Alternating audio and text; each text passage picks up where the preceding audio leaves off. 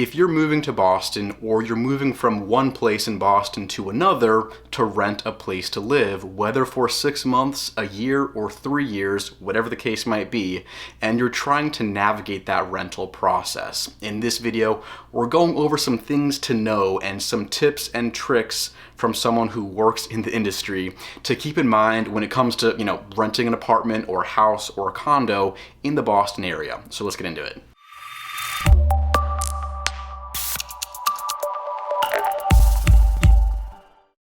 Hey there, welcome to the channel or welcome back. My name is Jacob Peistrup. And real quick, like I said, if you're moving to Boston, if you're renting a place in Boston and you want some help with that, I am a real estate advisor. I can help with that rental process. So, send me a text, send an email, give me a call, whatever works for you. I would recommend though, watch till the end of the video before you reach out. Watch all the tips and tricks I go over, decide if you want to work together, and if you don't, great, but if you do, all my contact info is below. I'm easy to reach, so let's get in touch.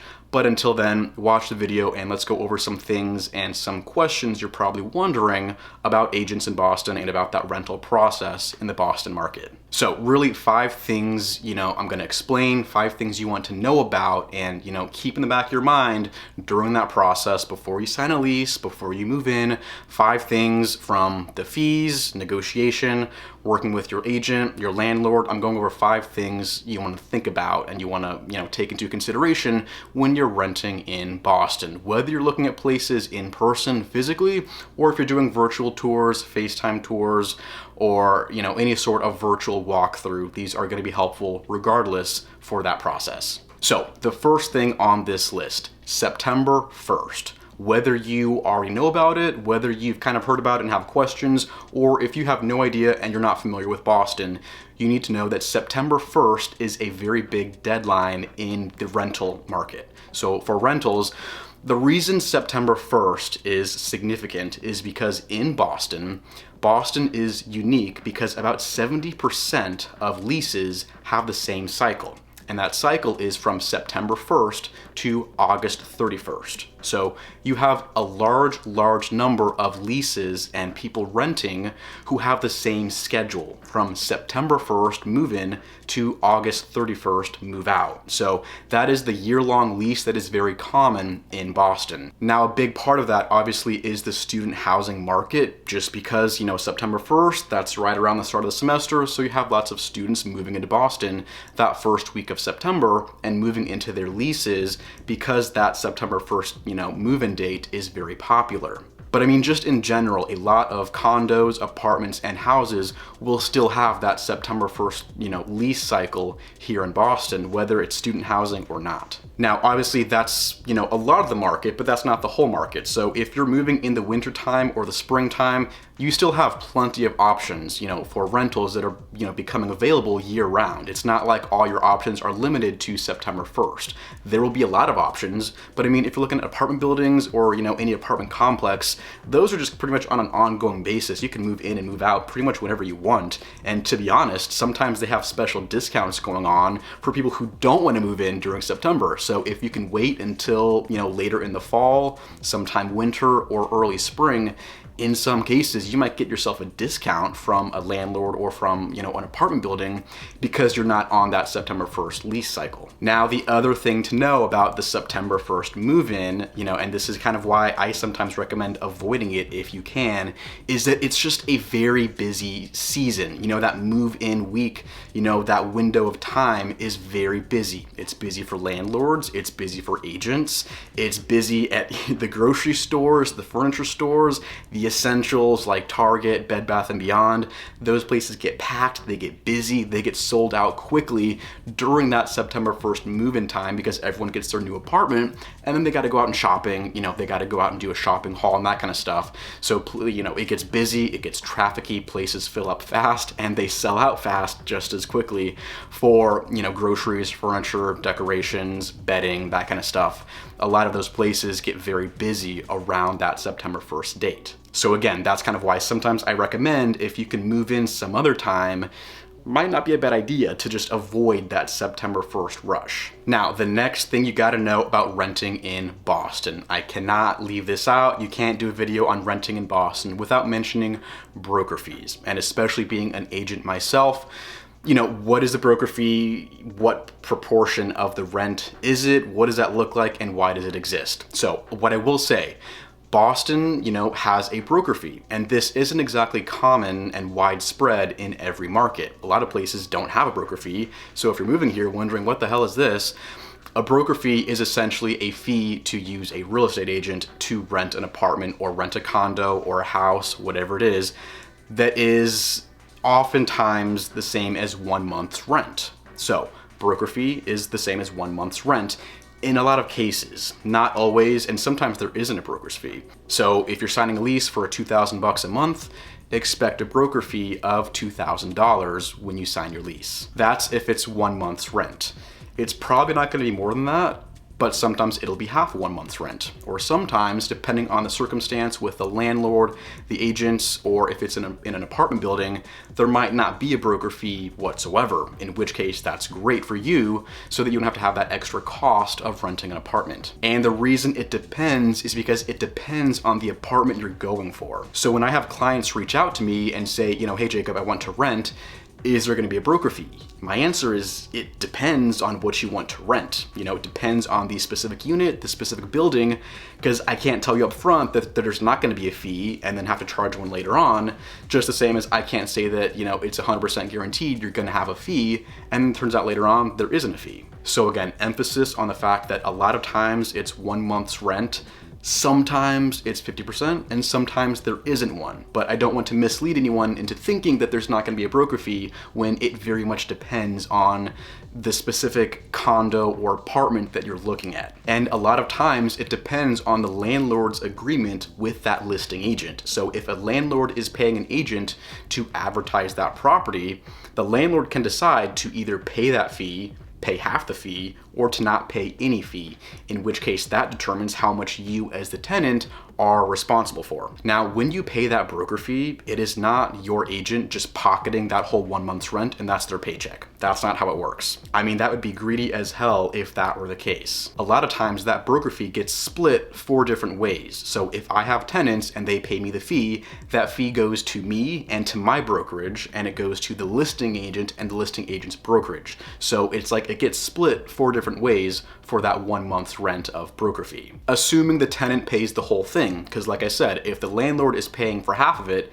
then you just have half the broker fee. And if you're wondering, does that fee get chopped in half if you just go directly to the listing agent? And the answer is not usually. In that case, they just basically walk away with twice as much.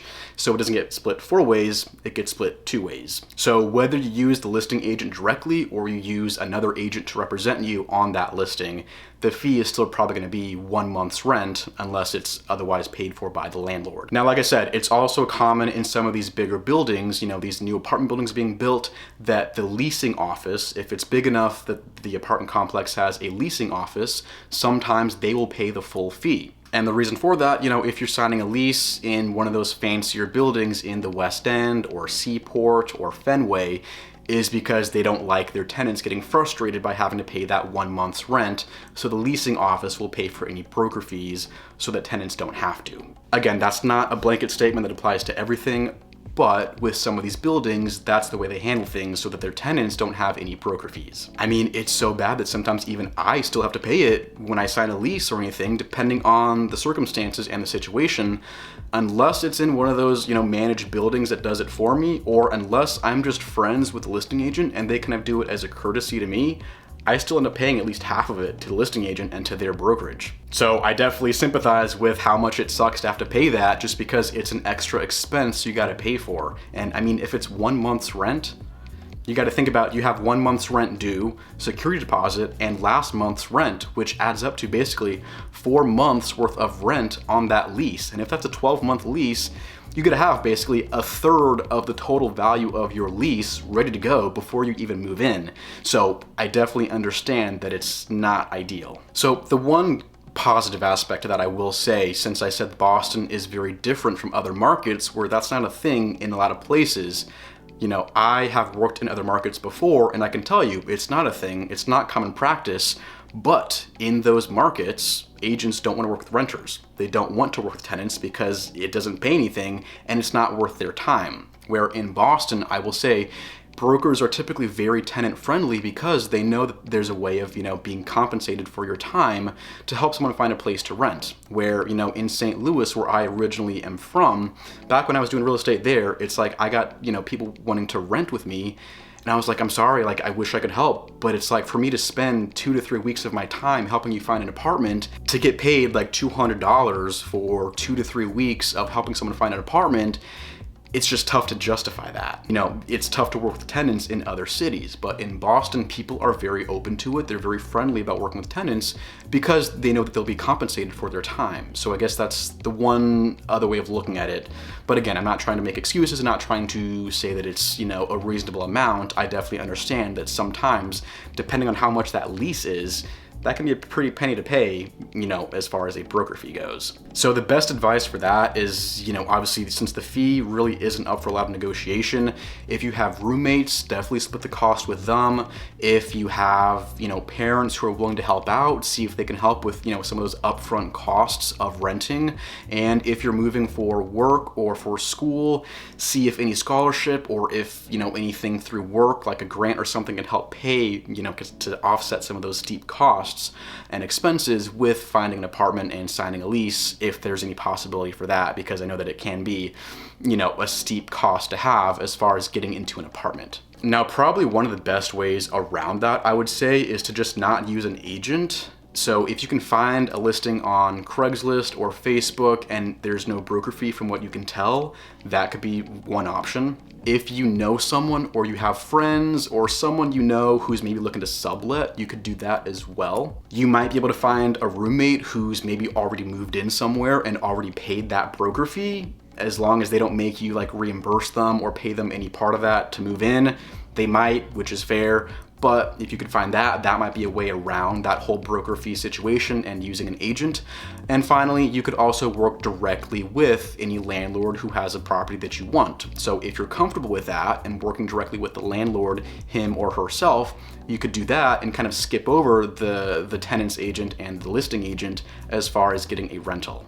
Obviously, provided you're comfortable doing that and that before you sign any legal contracts or paperwork, make sure to read it over, make sure you're not getting screwed, and make sure you know exactly what the terms are of anything that you sign. Now, going off that broker fee is just overall the costs and expenses with renting an apartment. So in Boston, it's pretty common to have the first month's rent, last month's rent, broker fee, and security deposit due before you move in. And that broker fee and security deposit are usually 1 month's rent. So before you even move in, you might have to dish out the equivalent of 4 months worth of rent on that apartment, which can be pretty steep. I mean, if that's a 12-month lease, you're basically paying 1/3 the total value of that lease before you even move into the place. So you want to make sure you plan for that ahead of time and also make sure that your income is within guidelines for the landlord or for the apartment building or the leasing office, because sometimes you'll see that there is a requirement of being able to make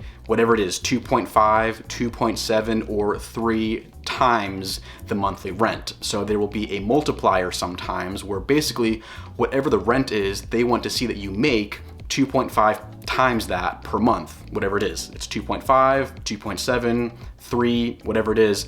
There will be a multiplier sometimes, not all the time, but sometimes there's a multiplier to get your application accepted. And if they don't do it on a monthly basis, they might do it on a yearly basis. So if your multiplier is something like 30, 35, or 40, then it's multiplied on an annual basis, not monthly. So what that means is that if rent is $2,000 a month and the multiplier is 2.5, they want to see that you make $5,000 a month.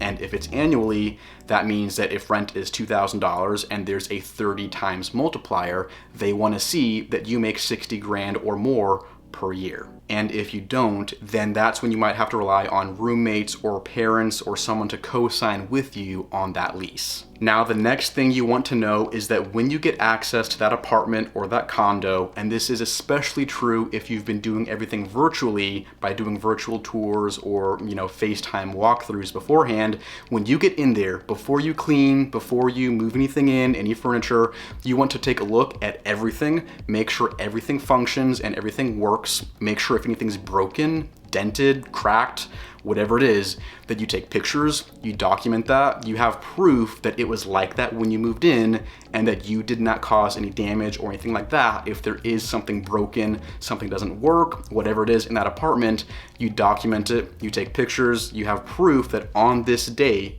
it was broken or it was non-functional before you moved in. And that is to protect both your security deposit and yourself. If something's broken, something doesn't work, or something's not safe, you want to know before you start moving things in, because that's when things get covered up. They might blame you for something being broken, anything like that. You want to avoid that liability and make sure you have proof and documentation that it was like that when you moved in. Now, the last thing, which is kind of a more minor detail and doesn't always apply, is to make sure that if you need parking permits to move stuff in, that you get that figured out ahead of time. So if you're using a big truck or a moving company or a U-Haul, you want to make sure you have the appropriate parking permit for that day that you move in, especially if you're taking up more than one parking spot on the street or wherever you park, to make sure that you're within guidelines for actually moving that furniture in. And then this also goes for if you're gonna have a car with you in Boston, you wanna make sure you have the appropriate, permits if you have a car and you're gonna do street parking for that specific neighborhood that you live in. Again, depends on if you even have a car, and if so, if you're street parking rather than parking in a garage or somewhere covered, or if you have a parking spot, then obviously it doesn't apply. But if you're doing street parking, make sure you have the permits, because the city of Boston loves to make money by giving out tickets to people who don't park the right way. And like I said at the beginning, if you're moving here and signing a lease and want some help navigating that process, signing a lease, looking at apartments or condos that fit your needs, and you want to work together, like I said, send me a text, send me an email, give me a call, whatever works for you. Love working with people who are moving to the Boston area and helping them figure out the right fit for them in Boston. So if I can do anything to help, like I said, let's get in touch. But until then, hope to see you sometime in Boston soon. Hope you take care and have a great day. I'll see you next time.